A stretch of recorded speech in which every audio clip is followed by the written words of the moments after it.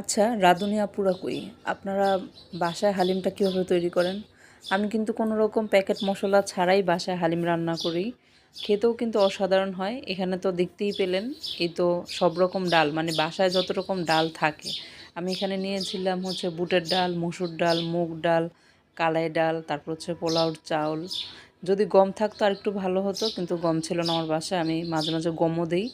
তারপর এখানেই তো গরুর মাংস যেভাবে কষিয়ে নেন, তো গরুর মাংসের মশলাটার মধ্যে আমি কিন্তু মশলা গুঁড়া করে নিয়েছিলাম হচ্ছে পাঁচফোড়ন অল্প, আর হচ্ছে সব রকম গরম মশলা দিয়ে তারপর একটু হালকা ভেজে ক্রাশ করে নিয়ে ওই মশলাটা দিয়ে আমি গরুর মাংসটা কষিয়ে নিয়েছিলাম।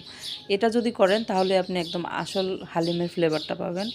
আর হচ্ছে সাথে একটু এই কী বলে এটাকে, সরিষা দিয়েছিলাম। হ্যাঁ, তাহলে কিন্তু একদম প্যাকেট মশলা যেটা হয় সেটার মতো হয়ে যায় ফ্লেভার। আমার কাছে তো তেমনই লাগে, আপনাদের হয়তো নাও লাগতে পারে। আর এই তো নান রুটির সাথে বানিয়েছিলাম, বাসায় বানানো নান রুটি। এখানে এই তো চিনি, লবণ, গুঁড়া দুধ, তারপর হচ্ছে ময়দা, আর সাথে অল্প একটু বেকিং পাউডার, তারপর হচ্ছে সাথে ইস্ট দিয়ে এই গোলাটা গুলিয়ে রেখেছিলাম। ডিমও দিয়েছিলাম একটা। তো এটা এত সুন্দর হয়, একদম বাজারেরটার মতো হয়, সফট। কিন্তু আমি আবার একটু মোটা মোটা করে বড় বড় করে বানিয়ে নিয়েছি, যেহেতু মানে সময় কম ছিল, যাতে তাড়াতাড়ি হয়ে যায়। কিন্তু উপরে ঘি যখন ব্রাশ করে দিয়েছি, এত সুন্দর একটা স্মেল আসছিল না। আর বেরেস্তা তো লাগবেই, সাথে সালাদ লাগবে। এভাবেই আমি তৈরি করি। আমি চেষ্টা করেছি আপনাদেরকে বুঝিয়ে বলার, বুঝতে পারলেন নাকি জানি না। যদি না বুঝতে পারেন তাহলে কমেন্টসে জানাবেন।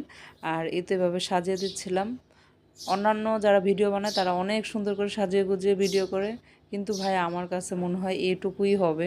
মানে আমি যখন খাবারটা তৈরি করি লাস্ট মোমেন্টে এসে আর আমার ঘরে সহ্য হয় না, মানে সবাই পাগল হয়ে যায় আমি কী সাজাবো গোজাবো। আর যদিও জোর করে একটু সাজাই গুজাই, মানে কোনো না কোনো একটা অঘটন কিছু ভেঙে ফেলবে, না হয় ফেলে দিবে।